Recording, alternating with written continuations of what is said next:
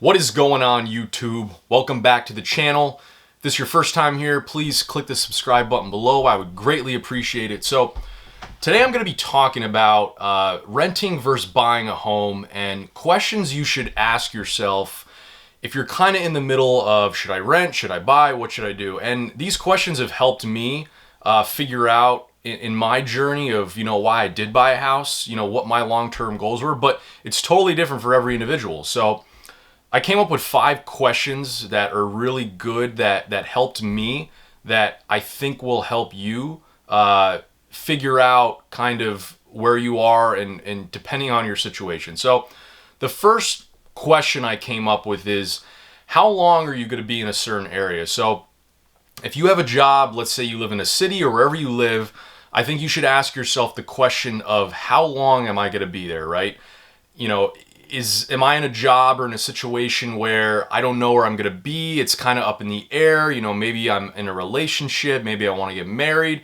These are all questions you should be considering whether you're in a predicament of where you should buy a house. So that's one question to ask yourself to kind of figure out what your goals are, right? So second question is, if I buy this house, what do I want to do with it? Do I want to have roommates live with me? Do I want a hack house? Do I want to live in the property for a year and then rent it out and then maybe buy another house? That's my plan. I currently do own a home. I have roommates living with me. It's, I'm doing a house hack. It's working out really great. Everything's going good.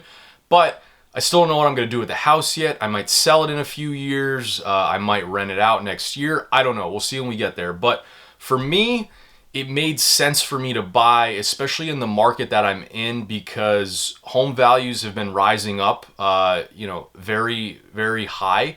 Now, will that increase where I live at currently and stay on that trend? I don't know. It's just like the stock market and the housing market's, pretty crazy too, is that you don't really know what's going to happen depending on the market, depending on the demand. So who knows? But for me, it made sense. I was kind of tired of renting. I wanted to start building equity and buying in a neighborhood where appreciation is going up, which I did. So we'll see what works out. But figure out if you're going to rent it out, if you're going to have roommates live with you. That's another question you should be asking yourself. What's your monthly mortgage going to be? If I were to sell this house 2 years, 3 years down the road, can I get my money back? Do you think it'll go up? Those are all questions that you should be asking yourself. As the saying goes with real estate, it's the bigger the risk, the bigger reward. I don't know if that's true, but I've heard a lot of people say that. So hey, I'm gonna listen to it. So number 3, the third question though, is area appreciation. So if you're buying in a city, if you're buying in a suburb, wherever you're buying, I think it's important to look at the history of houses and what they sold for and what they were appraised for in the past 5-10 years, let's say, right? Because if you buy in an area where you've seen a very good incline and increase in prices, and that's a good sign, right?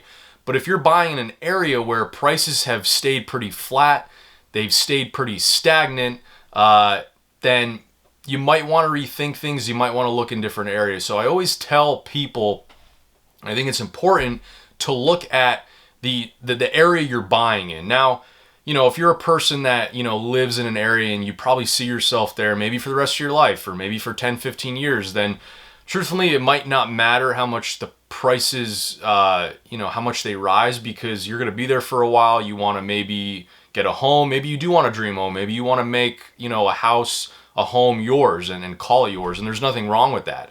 It's just that you have to identify what your goals are and look at the area and how prices have changed over time. So number 3, area appreciation, take a look at that.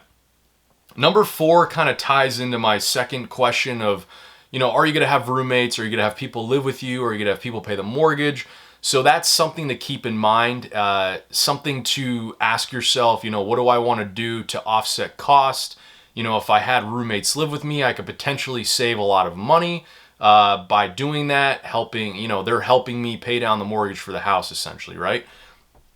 And then the 5th question, and again, all of these kind of tie into each other, but like I said, these are questions that really helped me. But what are your long-term goals? if you're saying I want to leave where I currently live in 2 years or a year, whatever, it's probably not the best idea to buy a place. Now, if you tell yourself, well, I want to leave in 2-3 years, but I'm going to rent the house out, I'm going to hire a property management company, they're going to manage it for me, the numbers make sense, then boom, right? Everyone's situation is totally different. So I think this totally depends on each person's situation and what their long-term goals are, because I'm a big believer in real estate. I think real estate could really propel you to that financial freedom life that you want to live, whether that's flipping houses, developing houses, buying rental properties, renting them out. But I also think the stock market's good too. I mean, I was never a big proponent on sticking my eggs in one basket. I'm more of like a diversification guy, where, I want to have money in the market, I want to have it in real estate, I want to have it in other avenues that are producing me income. So those 5 questions I really do think are really important, and I think they could help you out long term of figuring out whether I should rent or whether I should buy. Thanks for listening, guys. I hope this helped, and I will see you next week.